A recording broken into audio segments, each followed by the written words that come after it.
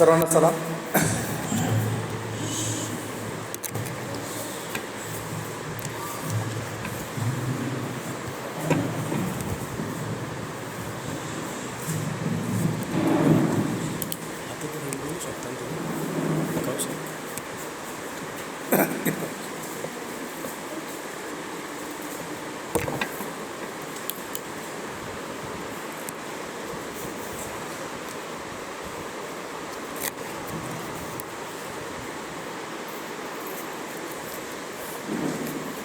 माझा परिचय झालाच आहे. माझं नाव मनोज स्वर्गे आणि आडनाव वेगळं असल्यामुळे कधी लक्षात पण राहतो नाही का. आणि माझी पत्नी आहे योगिता. आमच्या दोघांचा थोडक्यात परिचय. आम्ही दोघं BTS झालेलो आहोत बोधवड या ठिकाणावरून. आणि आमचं लग्न त्या ठिकाणीच झालं. आदाम हवा तिथंच भेटले. BTS करता करता मी तिला पसंत केलं आणि देवाच्या सेवेसाठी माझी पत्नी देखील सेविका असावी असं माझा विचार तेव्हाच झाला होता. अनेक वेळा लोक म्हणतात की आम्हाला जॉबवाली मुलगी पाहिजे, थोडंसं फायनान्शियल सपोर्ट असावा नाही का. पण मी तेव्हाच विश्वासावर जीवन जगायला ठरवलं होतं की नाही, मला आयुष्यभर देवाची सेवा करायची आहे, तर सेवेसाठी कोणाची पत्नीमध्ये असावी. आणि तिथं आमचं 2007 लग्न झालं आणि मी जवळपास 2015पर्यंत सॅम मिशन नंदुरबार या ठिकाणी पाळक म्हणून आणि बोर्डिंग मास्टर म्हणून काम केलं. 17ला मी नाशिकला आलो BTCमध्ये. 2017च्या एंडिंगपासून तर 2020पर्यंत BTC जिथं आपले भंडारी सर आहेत नाही का, त्या BTCला वार्डर म्हणून काम केलं. आणि जेव्हा कोरोना काळ चालू झाला तेव्हा कोरोना काळ चालू असताना माझी आई 2015ला एक्सपायर झाली होती. शिपाई होती आई इरिगेशन डिपार्टमेंटला. तर तिच्या जागेवर मला नोकरी लागली. तर 2020 ते आता 26पर्यंत मी नाशिकमध्ये आहे आणि देवाचा सेवक पण आहे. आणि देवाने पोट भरण्यासाठी म्हणून मला सरकारी नोकरी दिली फक्त. बाकी मी फुल टाईम निश्चित स्वतःला समजतो. देवाच्या नावाला स्तुती असो. आपण जे वचन आता वाचलेलं आहे, देवपित्याच्या दृष्टीने शुद्ध व निर्मळ धर्माचरण म्हणजे अनाथांचा व विधवांचा त्यांच्या संकटात समाचार घेणे व स्वतःला जगापासून निष्कलंक ठेवणे आहे. माझ्याकडे 20-25 मिनटं आहेत ना. ठीक आहे, साधारण 25 मिनटं नाही का. तर प्रत्येकाला वाटतं ना की मी धर्माचरण करावं, चांगलं जीवन जगावं, सामाजिक माझी प्रतिष्ठा असावी, मी मेल्यानंतर पण लोकांनी म्हणावं की चांगला माणूस होता नाही का. मी एक लता मंगेशकरचं स्टेटस पाहत होतो आज आणि त्या ठिकाणी तिनं समजलं आहे की सर्वात कठीण, सर्वात लक्षात राहण्याची गोष्ट कोणती आहे, कोणती अटळ गोष्ट आहे तर ती मृत्यू आहे. तुमचा पद, तुमचा पैसा, तुमचा बंगला, तुमची गाडी सर्व इथं राहून जातं, फक्त उरतं तुमचं नाव. आणि मनुष्य ह्या जगात जीवन जगत असताना फक्त नावासाठी बऱ्याच गोष्टी करत आहे. त्यामध्ये धर्माचरण पण आलं. आणि धर्माचरण करताना तो एक गोष्ट लक्षात घेतो की माझं धर्माचरण लोकांना पण दिसलं पाहिजे नाही. आपण गुपचूप धर्माचरण नाही करत किंवा एकांतात कानाकोपऱ्यात नाही करत. आवाज क्लिअर आहे माझा राईट. माझा थोडा बोलायचा प्रॉब्लेम बरं का. मी खाईमध्ये बोलतो तरी हेतू पुरस्कार आज मी सावकाश बोलायचा प्रयत्न करणार आहे. तुम्ही समजून घ्या आणि माझा टेम्पो ज्याला म्हणतो ना की त्याला मॅच करावा. मी स्पीडमध्ये बोलणार आहे आणि खाई करतो थोडंसं.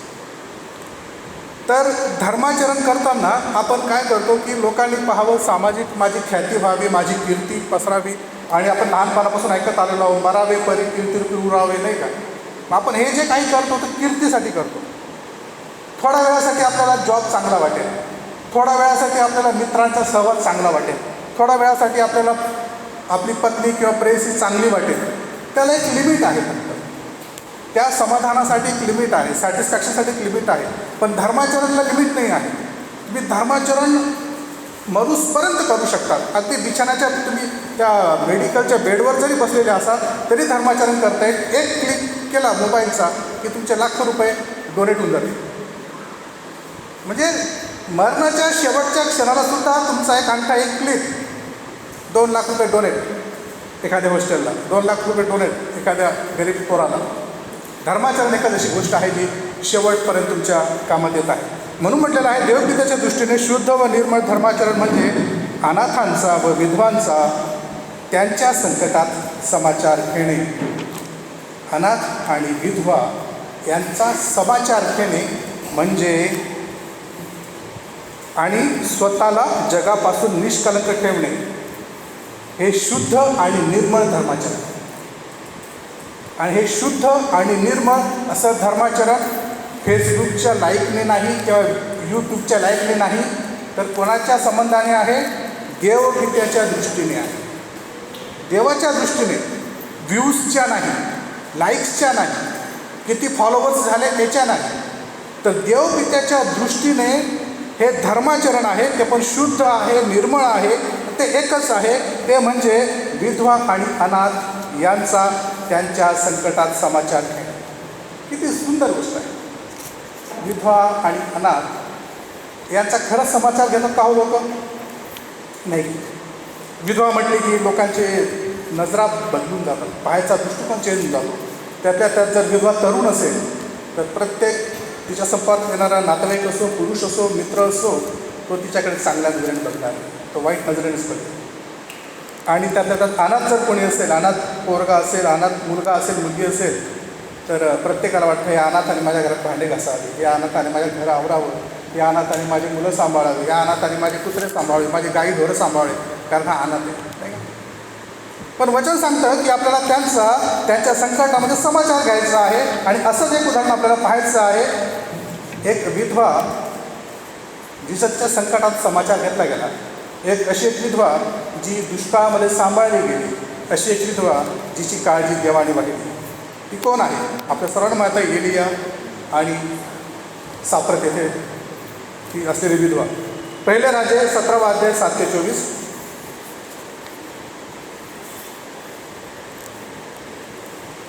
पहिले राजे 17 अध्याय 8 पासून वाचूया आपण. 24 वचनापर्यंत.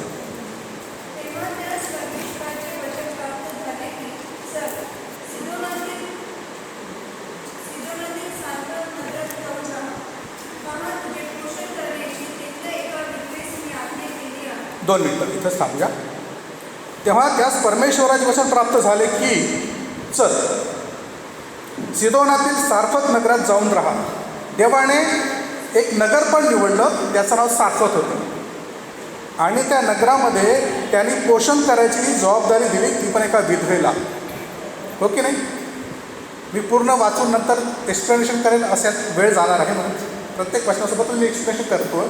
आपण सर्वजण जाणून आहात, आपलं ते सवयच झालेलं आहे, नाही का? नवीन मंडळामध्ये थोडंसं डिटेल जावं लागतं, पण मी आता डिटेल जाणार नाही, वेळ कमी आहे. तर त्या ठिकाणी म्हटलेलं आहे की एका विधवेला आज्ञा केली आहे आणि ह्या विधवेला माहीतच नाही.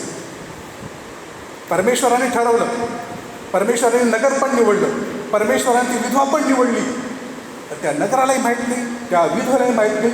आणि परमेश्वराने तुम्ही आज्ञा केली आहे. आता आज्ञा कोणाला केली? प्रश्न आहे ना.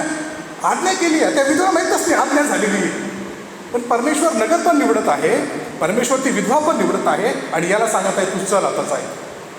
म्हणजे प्री प्लॅन जाणार म्हणता ना, देवाला सर्व काही माहीत आहे. हा इथून जाणार आहे, त्या नगरात पोहोचणार आहे, त्याने ऑलरेडी त्या अन्नधान्याची, त्या पोटापाण्याची सोय करून ठेवलेली आहे. आणि ती विधवा असं वागेल हा विश्वास देवाला आहे, परमेश्वराला आहे.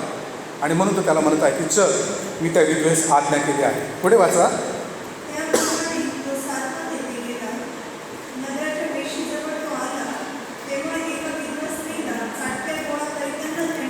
बघा, तो सारफत येथे गेला, नगराच्या वेशीजवळ तो आला, वेशीजवळ आला, नगरात नाही दिसला. बरं का? वेश म्हणजे ज्याला आपण बाँड्री म्हणतो, नाही का? त्या वेशीजवळ आला. आणि पूर्वी कसं राहायचं, वेशी म्हणजे पूर्ण कंपाऊंड असायचं, एक दरवाजा राहायचा, त्यातून आत लोक जायचे, जर आपण जुने सिनेमे पाहत होतो, नाही का? त्या वेशीजवळ येताच तर ती विधवा सापडीची विधवा काट्या गोळा करताना त्याने पाहिले. आता ही विधवा आहे आणि नगराच्या बाहेर आहे. ही गोष्ट फार महत्त्वाची आहे प्रियांनो, की नगराच्या बाहेर जे असतात, नाही, आपलं पण शहर घ्या, कोणतंही शहर घ्या, भारतामधलं कोणतंही गाव घ्या, तुम्ही ज्या रेल्वेने प्रवास करताना सर्वात आधी तुम्हाला झोपडपट्टी लागते. कोणत्याही गावाचा सर्वात आधी झोपडपट्टी, एखादा वाडा, नाही का, एखादी गल्ली, स्लम एरिया. मग मध्ये गेल्यावर उंच बिल्डिंग दिसतात, मग मध्ये गेल्यावर तुम्हाला मोठ्या मोठ्या इमारती, मग ते तिथं जिल्हाधिकारी किंवा मोठमोठे ऑफिसेस, मग श्रीमंतांचे घर. पण गावाच्या बाहेर, एकदमच बाहेर गरीब लोक, अनाथ लोक, विधवा लोक हे राहतात. ही परिस्थिती आजपासून नाही तर एलियाच्या काळापासून आहे. म्हणजे आजच्या युगामध्ये काहीच बदल झालेला नाही आहे. आज पण तीच परिस्थिती आहे. जे दीन आहे, दलित आहेत, खालच्या जातीचे म्हणले जातात, त्यांना लोक म्हणतात गावाबाहेर राहा, गावाबाहेर राहा, गावाबाहेर जा. कारण गावाच्या बाहेर काय होतं, शक्यतो दरोडेखोर येतील, लुटारू येतील. मग ते कोणाकडे जातील आधी? त्यांच्याचकडे जातील. लूटमार होईल, गोरगरिबाची होईल, दरोडा पडेल आधी त्यांच्याकडे पडेल. आणि सर्व काही त्रास जो आहे, समजा महापुराचा असो, पुराचा असो, प्रत्येक आपत्तीचा असो, त्या लोकांना होणार आहे. ही व्यवस्था आधीपासून आहे. म्हणजे गोरगरीब म्हटला की तो समाजापासून तुटलेला आहे. विधवा म्हटली की समाजापासून दूर आहे. आणि तिचं घर गावाच्या विशीच्या बाहेर आहे, हे पाहायला मिळतं आपल्याला. एकदम आतमध्ये नाही, ती सुरक्षित नाही. ती विधवा पण आहे आणि ती असुरक्षित पण आहे. पुढे वाचूया.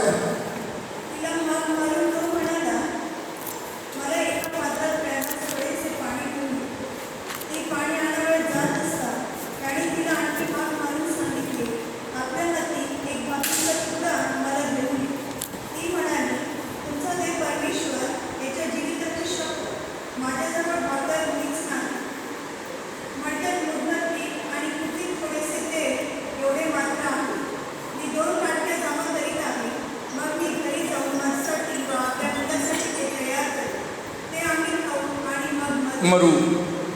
तिने डिसाईड केलं आहे आम्ही मरू. देवाने डिसाईड केलं आहे मी तिला तारणार आहे, नाही का. देवाने आज्ञा केली आहे. एरियालाच सांगत मी तिला आज्ञा केली आहे, तिच्याद्वारे तुझं पालनपोषण होणार आहे. आणि म्हणते मी तर मरणार आहे. आपल्याला माहीत नसतं, आपण तर मी संपलं सर्व काही, आता मी मरणार आहे.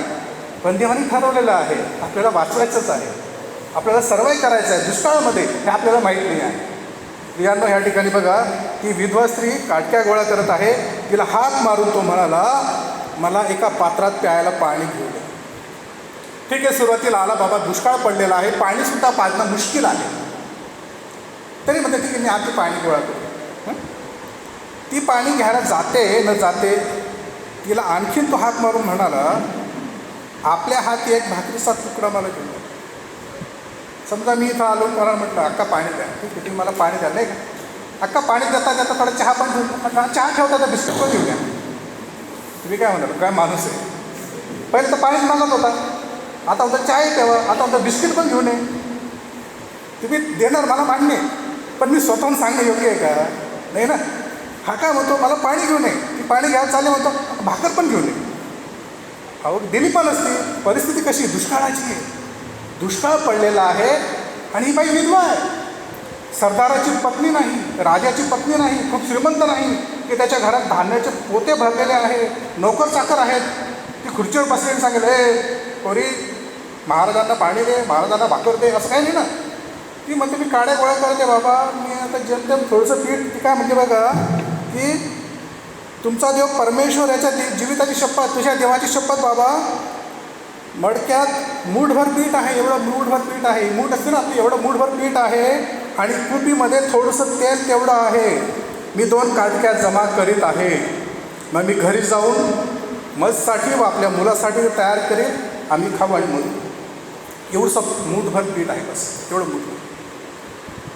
विचार करा प्रियांनो, तिची घालमेल काय झाली तिच्या जीवाची. ज्या क्षणाला ते पीठ कमी कमी होत जात असेल, नाही का.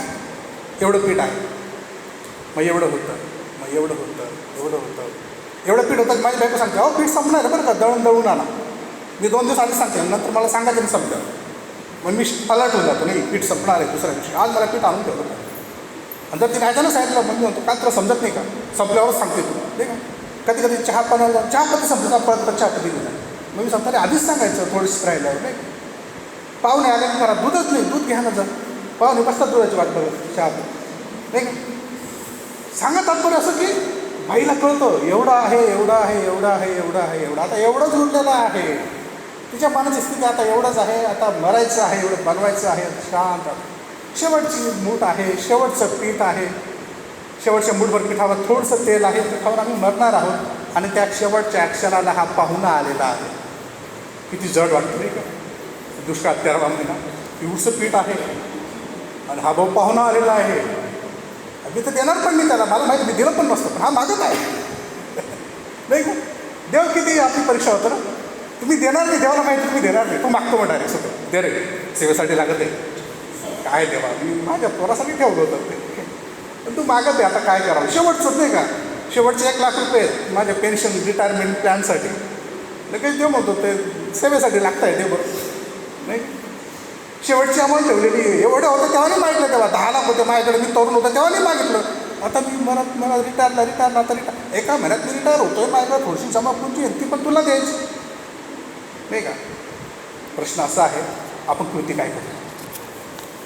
देव अशा वेळेला आपल्या परीक्षाला, त्या मनाला पाहतो आणि आपल्या मनाविषयी त्याला काय वाटतं त्या ठिकाणी बघा.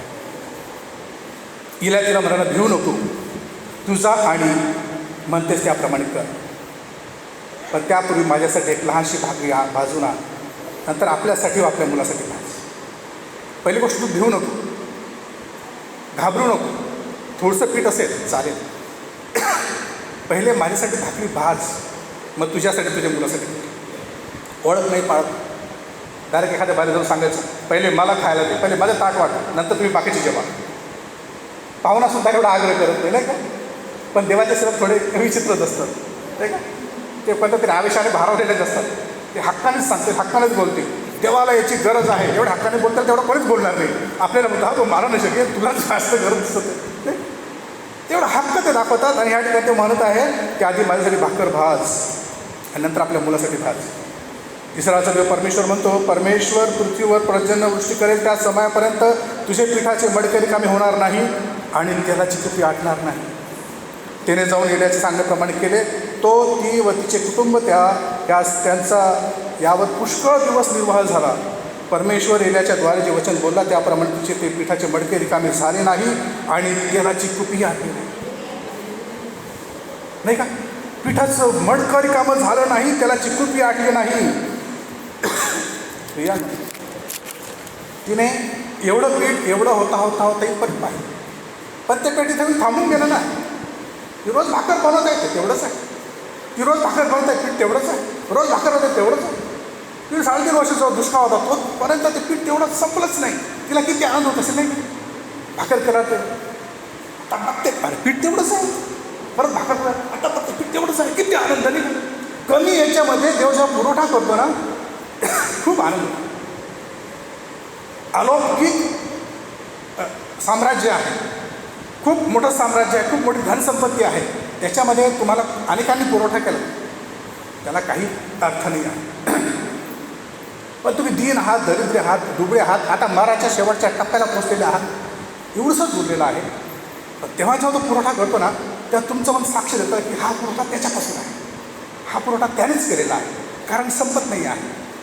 हा आशीर्वादाचा वाटा आम्ही दोघांनी आपण सर्वांनी घेतलेला आहे नाही. शेवटचा क्षण आहे, आता मरणार आहोत, आता शेवटचं आहे, आता ह्या घडीला संपणार आहे सर्व काही. माझ्या चिंता आहेत, माझ्या काळज्या आहेत, माझ्या मुलाचं लग्न होईल की नाही होईल, मुलीचं लग्न होईल की नाही होईल, मुलीला चांगला नवरा मिळेल की नाही मिळेल, मुलाला जॉब मिळेल की नाही मिळेल, माझी सून मला सांभाळेल की नाही सांभाळेल, माझी सासू नीट वागेल की नाही वागेल. शेवटची होप आहे, शेवटची आशा आहे. आणि त्यावेळेला शेवटच्या आशेला तो एवढा आशीर्वाद देऊन जातो की आपण होतो एवढंच होतं, पण याच्यात पुरलं बरं का नाही का. एवढंच असतं ते पुरून जातं. कोरोना काळ जेव्हा आम्ही VTCमध्ये होतो आणि ते किराणा किट वाटत होते नाही का, भंडारी सरांना माहीत आहे, आम्ही त्या ठिकाणी सर कोबेंद्र सरांनी किराणा किट वाटते सरांना. ते किराणा किट घ्यायला मी माझा मुलगा स्कूटीवर गेलो होतो. ते किराणा किट आणलं आणि जेव्हा ठेवलं स्कूटीवरती, अरे एवढं किराणा. जवळपास 2 महिने आम्ही काढले त्याच्यावर, म्हणजे आमचे 2 महिन्याचे पैसे वाचले. बघा आता भेटायचा, पण 2 महिन्याचे पैसे वाचले, किती आनंद झाला.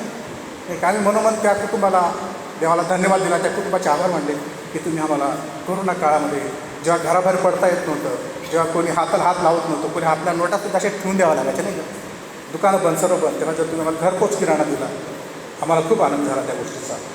आणि प्रियांनो, त्यानंतर जेव्हा आपल्या आशा संपलेल्या असतात, होप संपलेल्या असतात, तेव्हा तो शेवटचा टोला जो आहे 100वा पडतो, तो देवाकडनं असतो. त्याची वेळच अप्रतिम आहे. तो शेवटच्या क्षणालाच मदत करणार आहे, तो ऐन वेळेलाच मदत करणार आहे. तो 99 टोल्यांपैकी 50वा 51वा नाही येणार. 1 2 3 4 5 तर 99.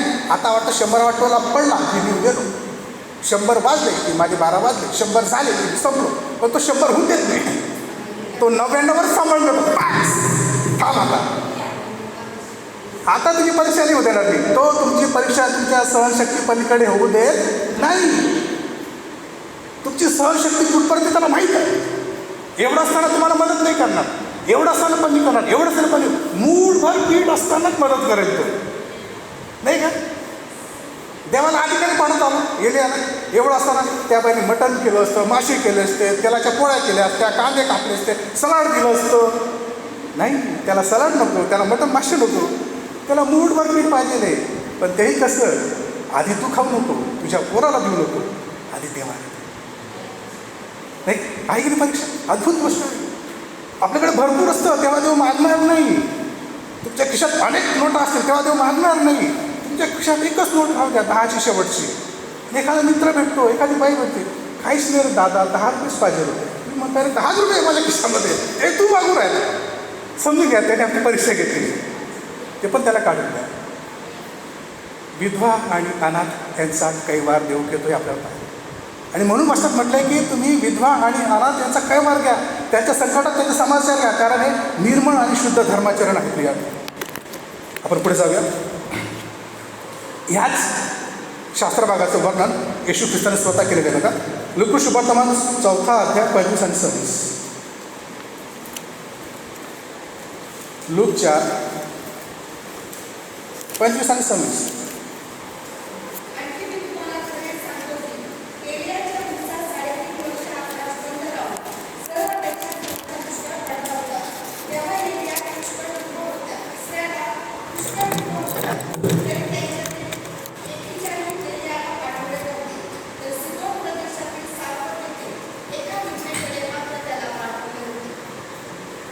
येशू ख्रिस्त स्वतः सांगते बरं, याचं गांभीर्य घ्या. येशू ख्रिस्त स्वतः ह्या गोष्टीचं वर्णन करत आहे.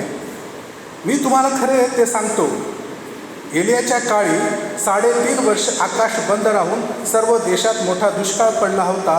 त्या काळी इस्रायलात पुष्कळ विधवा होत्या. इस्रायल देशात पुष्कळ विधवा होत्या. फक्त एक विधवा होती का? नाही, पुष्कळ विधवा होत्या. पण त्या पुष्कळांपैकी देवाने एकीला निवडलं. काय निवडलं असेल? इथं दिलेलं नाही, इथं पण दिलेलं नाही, पण आपण विश्वास ठेवू शकतो, एक इमॅजिन करू शकतो की ती आयुष्यभर धार्मिक जीवन जगली असेल, ती देवाचं भय धरून जीवन जगली असेल, ती पापाचारापासून दूर राहिली असेल, ती धार्मिकतेचं जीवन जगली असेल, ती देवाची उपासना, प्रार्थना, आराधना जे जे म्हणून योग्य आहेत, चांगले कर्म तिने केले असतील. म्हणून शेवटच्या क्षणाला एवढ्या सर्व विधवा सोडून देवाने तिच्याचकडे त्याला पाठवलं. असं म्हटलं आहे, त्यातील एकीच्याहीकडे एलेला पाठवले नव्हते, तर सिदोन प्रदेशातील सारफत येथील एका विधवेकडे मात्र पाठवले. सिदोन प्रदेश आणि सारफतमधील ही जी विधवा आहे ही इस्रायली नाही, ही विधवा नाही, ज्याला आपण जेंटाईल म्हणतो नाही का, म्हणजे परराष्ट्रीय. आपण देखील परराष्ट्रीय आहोत. देवाची योजना जाती धर्मामध्ये बांधलेली नाही, सीमांच्या पलीकडे आहे. देव सार्वभौम आहे, सर्वांचा राजा आहे, सर्वांचा पिता आहे. त्याने फक्त इस्रायली वंशासाठी किंवा इस्रायल लोकांसाठी नाही त्यांनी योजना आहे. ही सापड येथील विधवा जी आहे ती त्यांच्या नजरेने, म्हणजे आपण जसं जेंटाईल आहोत, आपण जसं परराष्ट्रीय ती आहे. त्या परराष्ट्रीय परक्या जातीच्या, परक्या धर्माच्या, परक्या स्त्रीसाठी परमेश्वराने योजना केली, ती ही विधवासाठी योजना केली, गेलेला पाठवली. प्रियांनो, तुम्ही कोणत्याही धर्माचे असा, कोणत्याही जातीचे असा, कोणत्याही देशाची असा, गोरी असा, काळे असा, जाड असा, बारीक असा, स्मार्ट पाहिजे देवाला असं नाही बरं का. स्मार्ट पास्टर, स्मार्ट पास्टरिंग नाही का, स्मार्ट पार्किंग बाई पाहिजे सगळीसाठी. पास्टर स्मार्टच पाहिजे नाही का, सेविका सुंदर दिसली पाहिजे नाही, उच्च जातीचा सेवक पाहिजे, खालच्या जातीत नाही. देव उच्च जातीचा, खालच्या जातीचा, कोणत्या धर्माच्या, कोणत्या गावाचा नाही विचारत. तो फक्त तुमचे कर्म पाहतो, तुमचं मन पाहतो, तुमचा स्वभाव पाहतो. आणि ह्या ठिकाणी ती वाचवली गेली. ह्या ठिकाणी येशूसुद्धा त्याचं वर्णन देत आहे. प्रियानो, का आपण यांना मदत करावी? विधवेला का मदत करावी? का अनाथांना मदत करावी? याचा रेफरन्स आहे अनुवाद 15:7-11. अनुवादाचा ग्रंथ जुन्या करारात जे नियमाचं पुस्तक आहे त्यात सांगून ठेवलेलं आहे. अनुवाद 15:7-11.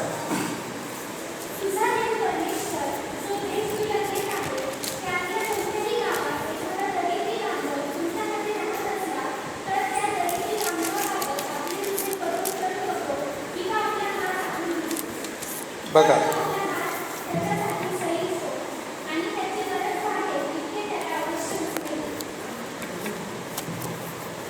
आपला हात सैल सोड. आपला हात सैल सोड. कोणासाठी सैल सोडायला लागला आहे तो?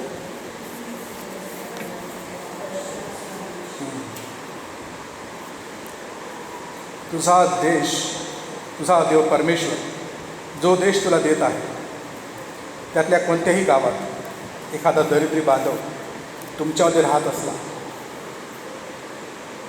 जो देश तुम्हाला दिलेला आहे, जे नगर तुम्हाला दिलेलं आहे, जे गाव तुम्हाला दिलेलं आहे, ज्या ठिकाणी तुम्ही राहत आहात, तुमच्या घरी, हा आपल्यासाठी देश झाला. त्याच्या आतमध्ये जोपर्यंत आपण फिरतो हिंडतो त्याच्या आतमध्ये एखादा गरीब बांधव जर तुम्हाला दिसला, कोणत्याही गावात एखादा दरिद्री बांधव तुमच्यामध्ये राहत असला, तर त्या दरिद्री बांधवाबाबत आपले हृदय कठोर करू नको किंवा हात आखडून घेऊ नको. आपण बऱ्याच वेळा पैसे द्यायला करतो. एखादा गरीब दिसला की आपण त्याला $5-6 $10 नाही का, 20ची नोट सांभाळतो, 50ची 100ची देणारच. बस तू गरीब आहे, $5 $10 वचन म्हणतो तू हात आखडू नको.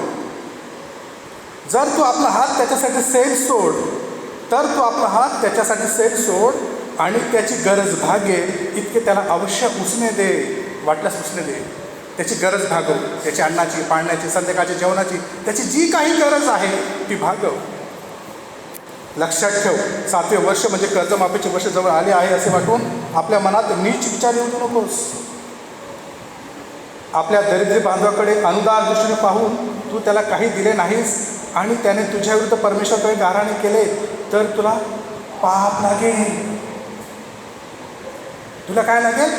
पाप लागेल. जर तुझ्या भावाला तू दिलं नाही तर पाप लागेल. लोक म्हणतात काय फरक पडतो, नाही करायची गरीबाला मदत, काय फरक पडतो, नाही द्यायचे कोणाला पैसे, 2 घास नाही खाऊ घालायचे, मला नाही द्यायचं, माझी मर्जी, मेरे मर्जी का मालिक नाही करूंगा मदत. वचन तुला पाप लागेल. का पाप लागेल? कारण त्याने तुझ्या विरुद्ध परमेश्वराकडे गाऱ्हाणे केले. तर तो म्हणे भाऊ हा सुद्धा बुटात आला, गाडी घोड्यावर आला, सर्व काही चांगला दिसतोय आणि याने मला 10 रुपये देऊ शकला नाही, हा 5 रुपये देऊ शकला नाही, त्याने असं मनात जरी म्हटलं तरी तुला पाप लागेल. आणि असं म्हणताना कोणाचा तळतळ घेऊ नये, कोणाच्या पापाचा वाटेकरी घेऊ नये. त्याच्यासाठीच आहे. पुढे म्हटलेलं आहे तू त्याला अवश्य दे व देताना तुझ्या मनाला वाईट वाटू देऊ नको. नाही का, आपल्याला 10% पण कधी वाईट वाटतं. 100 रुपये टाकले, 10% होते.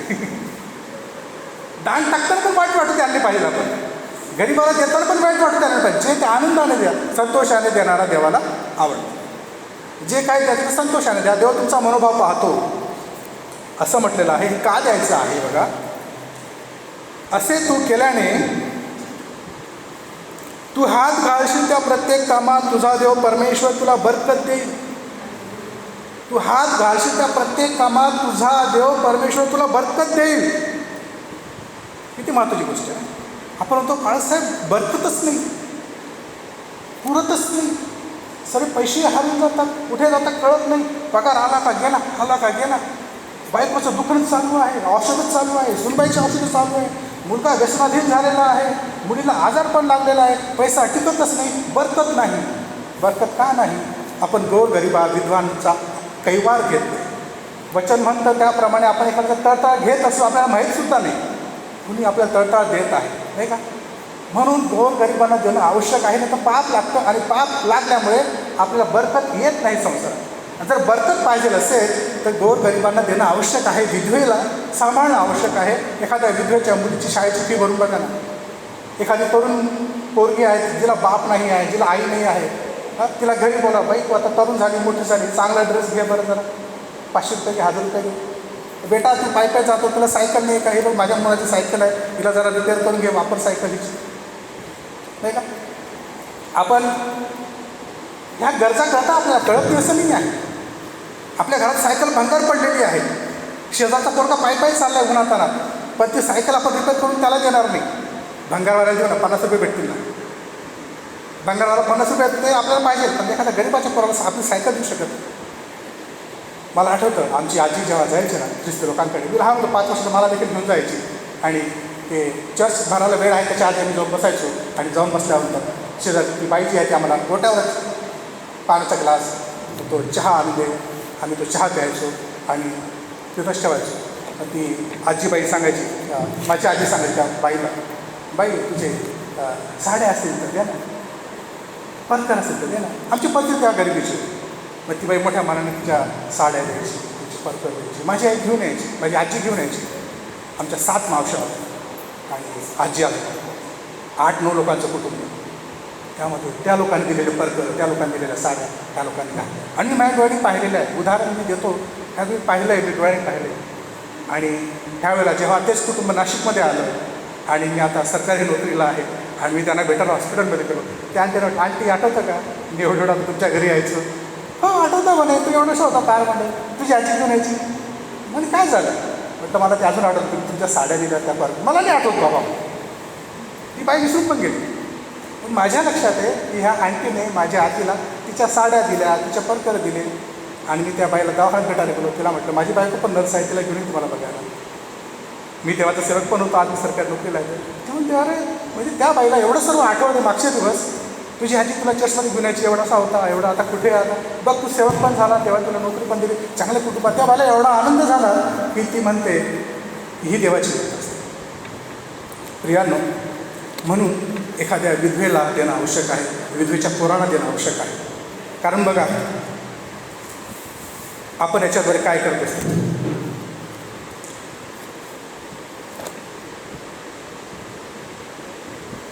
उपदेशक 11 आणि 1, उपदेशकचं पुस्तक अध्याय 11 वचन 1 म्हटलेलं आहे. फक्त 5-10 मिनिटात थोडं वेळ करा. हां चालेल. उपदेशाचं पुस्तक 11 अध्याय वचन 1. आपले अन्न जलाशयावर आहे.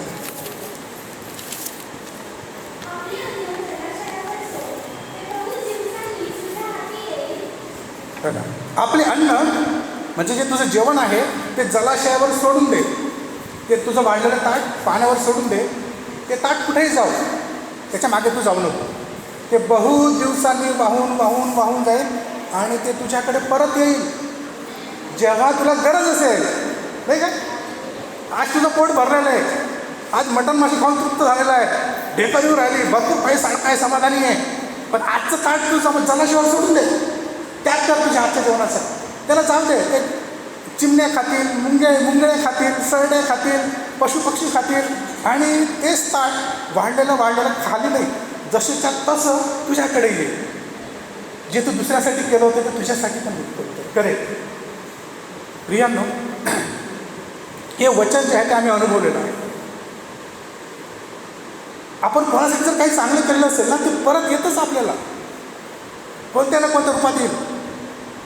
त्या कोरोना काळामध्ये जेव्हा मी ऑर्डर घ्यायला गेलो होतो, मला बोलवलं स्वर्गीय या आणि तुम्हाला तुमचे डॉक्युमेंट चेक करायचे आहे. त्या ठिकाणी गेलो आणि त्या माणसाने मला ते ऑर्डर देताना म्हटलं की आम्ही तुमच्या याला ओळखायचो आणि तुमची आई शिपाई होती आणि आम्ही जेव्हा गावात जायचो ना खेड्यामध्ये, तिथं दूध पण भेटायचं, लोक कोरात चहा द्यायचे, कोथिंबीरसुद्धा भेटायची. पाहुणा जर यायला म्हटलं ना तर पाहुणा तिकडनं तालुक्याच्या ठिकाणून मटण मासे घेऊन यायचं.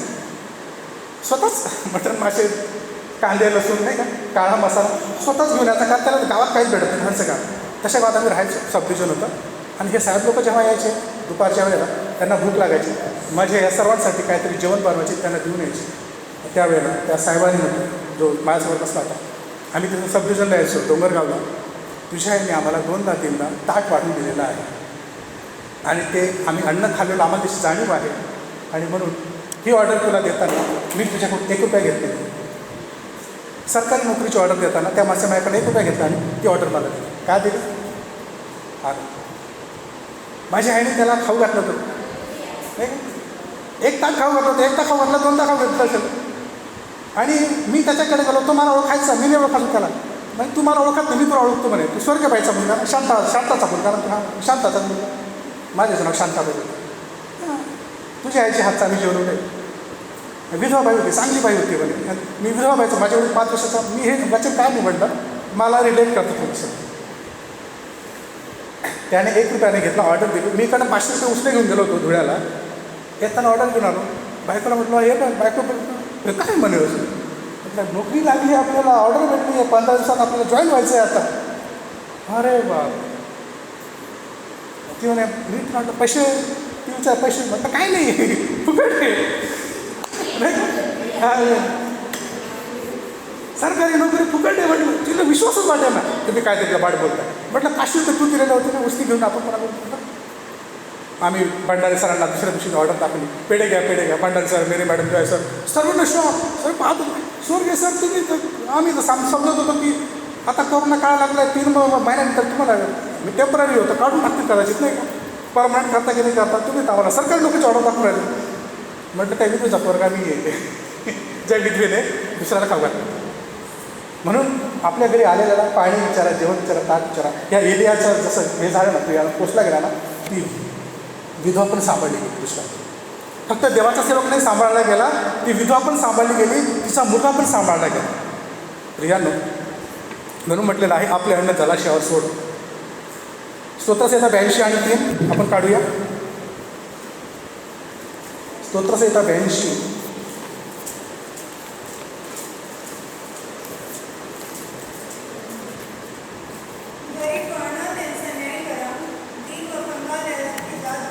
बघा, गरीब व अनाथ यांचा न्याय करा, दीन व कंगाल यांची दाद घ्या, गरीब व गरजवंत यांना मुक्त करा, दुर्जनाच्या हातातून त्यांना सोडवा.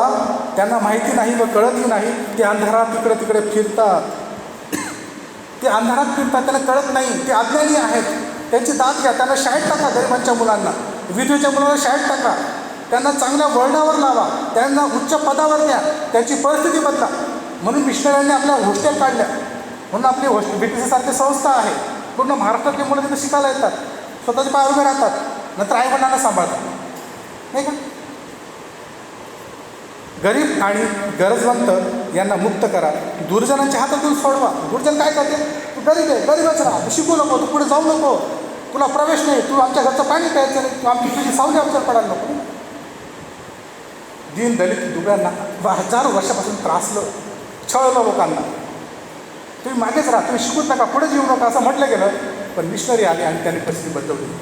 प्रियांनो, म्हणून गरीब आणि विधवा आणि अनाथ यांची दाद घ्या असं वचनसुद्धा सांगतं. पृथ्वीचे सर्व आधारस्तंभ ढळलेले आपल्याला हे कर्तव्य सोपवलेलं आहे. अजून म्हटलेलं आहे, तोंड पाहून न्याय करू नका. याकोबाचे पत्र 2 अध्याय 1 ते 9. याकोबाचे पत्र 2 अध्याय वचन 1 ते 9. गौरवशाली प्रभू म्हणजे आपला प्रभू येशू ख्रिस्त त्याच्यावर विश्वास ठेवणारे तुम्ही तोंड पाहून वागू नका. सोन्याची अंगठी घातलेला व भपकेदार कपडे घातलेला एखादा माणूस तुमच्या सभास्थानात आला आणि भिकार कपडे पांघरलेला एक दरिद्री आला.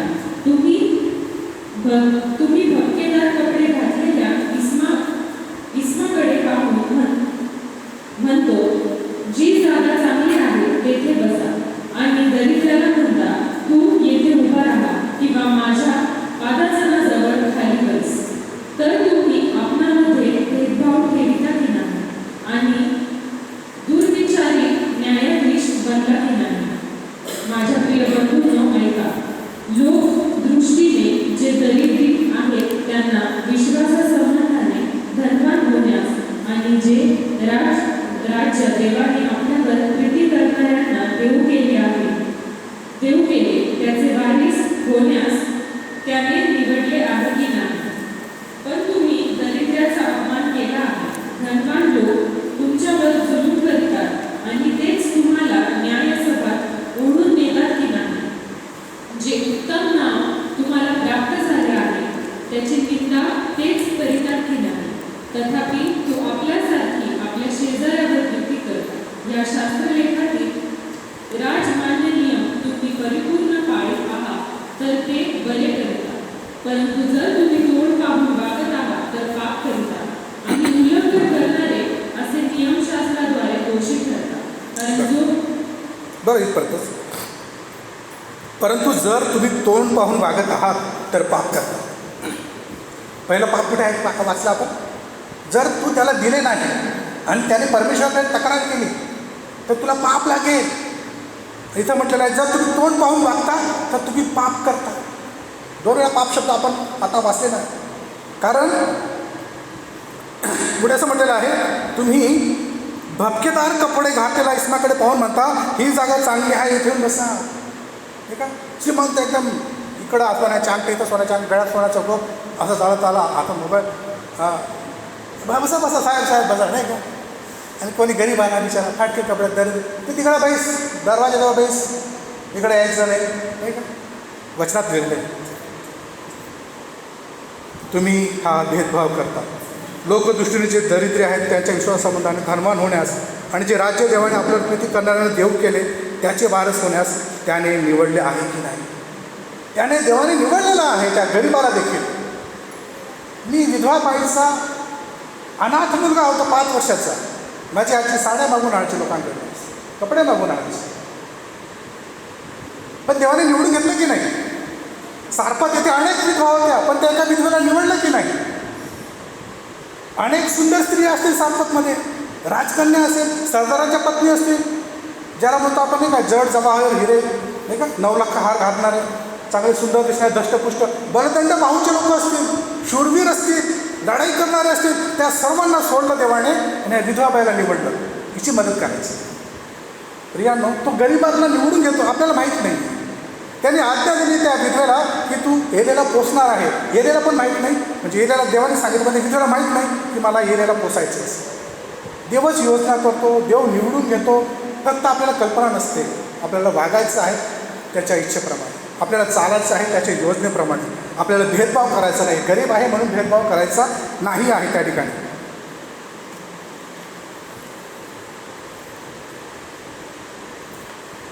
आपण कोण आहोत आणि आपल्याकडे देव काय म्हणून पाहत आहे.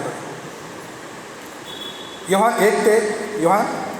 1 आणि 12 आपण देवाचे लेकर आहोत ते आपण पाहणार आहोत. आणि योहान 14 आणि 18.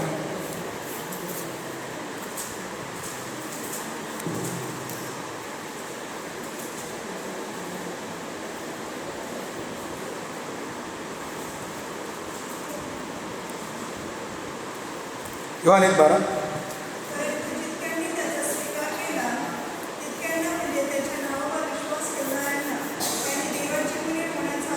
बघा, जितक्यांनी त्याचा स्वीकार केला तितक्यांना, तो कोणत्याही जातीचा, कोणत्याही धर्माचा, कोणत्याही गावाचा, त्याने देवाची मुलं होण्याचा अधिकार दिला.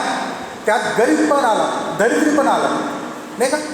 फक्त श्रीमंत नाही, त्यात गरीब पण आला, दरिद्री पण आला, विधवा स्त्री पण आली आणि सुवासिन ज्या होतं ती पण आली. जितक्यांनी त्याचा स्वीकार केला तितक्यांना, म्हणजे त्याच्या नावावर विश्वास ठेवणाऱ्यांना त्यांनी देवाची मुलं होण्याचा अधिकार दिलेला आहे. आपण सर्व कोण आहोत? देवाची मुलं आहोत. आपण सर्वांनी देवाच्या नावावर विश्वास ठेवलेला आहे. म्हणून पुढे काय म्हटलेलं आहे योहान 14 आणि 18.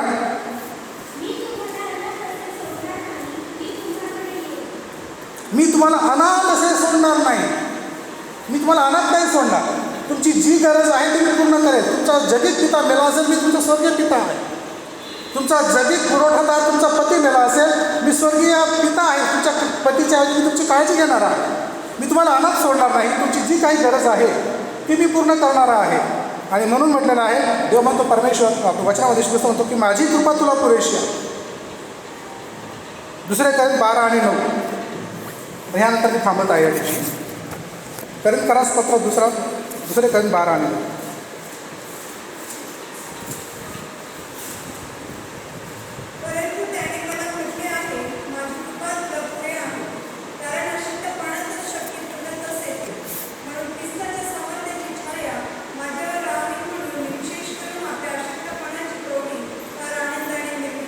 मी आपल्या अशक्तपणाची पुरवणी फार आनंदाने मिळली. मी सहज सांगितलं, अशक्तपणा आमच्या कुटुंबात होता, आपण ती प्रौढी मिळवतो नाही का. मी सहज सांगू गेलो, कारण अशक्त होतो म्हणून देवाने शक्ती दिली ना. वचनात म्हटलं आहे, परंतु त्याने मला म्हटलं आहे, माझी कृपा तुला पुरेशी आहे. रडू नको, गांगू नको, कोणाकडे याचना करू नको, कोणाकडे हात पसरू नको. माझी कृपा तुला पुरेशी आहे, कारण अशक्तपणातच माझी शक्ती पूर्णत्वास येते. तुम्ही जेव्हा अशक्त आहात ना, तुमच्याकडून शक्य होणार नाही हे जेव्हा तुम्हाला कळतं ना, तेव्हाच तो त्याची शक्ती दाखवतो नाही का. त्या बाईकडं जर एवढं पीठ असतं, एवढं पीठ एलिया आला असता, खाऊन निघून गेला असता. ते म्हणतं बाईकडे एवढं पीठ होतं म्हणून मी दिलं नाही का. पण त्याकडे एवढंच पीठ होतं, फक्त मूठभर पीठ. ती म्हणते आम्ही हे खाणार, आम्ही मरून जाणार. तिने डिक्लेअर पण केलं, आम्ही मरून जाणार, एवढंच पीठ आहे. अशक्तपणामध्ये त्याची शक्ती पूर्णत्वास येते. थोडंसं उरलेलं आहे, विश्वास तुटलेला आहे, आशा संपलेल्या आहे, आई वडिलांनी सोडलेलं आहे, जोडीदार विसरून गेलेला आहे, प्रेम करणारं कोणी नाही वाटत आहे. मी एकटा आहे प्रभू, माझं ऐकून घेणारं कोणी नाही आहे रे, मला समजून घेणारं कोणी नाही आहे, माझा जोडीदार समजून घेत नाही आहे, माझा मित्र समजून घेत नाही, माझी आई समजून घेत नाही आहे, माझा भाऊ समजून घेत नाही, मी एकटा आहे. मी एवढंच आता एवढंच आशा आहे, मी मरणार आहे आता. जेव्हा एवढी आशा असते ना तेव्हा उत्तर देतो, वचनातून बोलतो आपल्याशी आणि म्हणतो माझी कृपा तुला पुरेशी आहे. 100 टोला पडू देत नाही तो, 99 टोले पडू देईल. शेवटच्या आशेला तो भावून येतो, शेवटचं पीठ संपणार तेव्हा तो मदत करतो.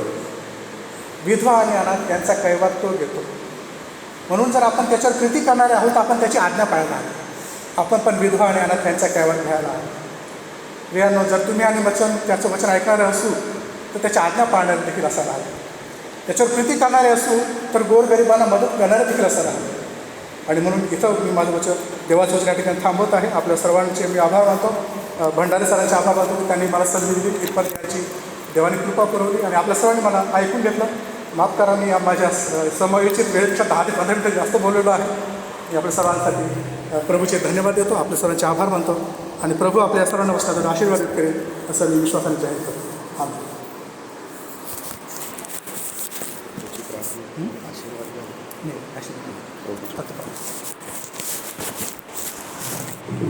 थँक्यू पासून सुंदर संदेशाबद्दल.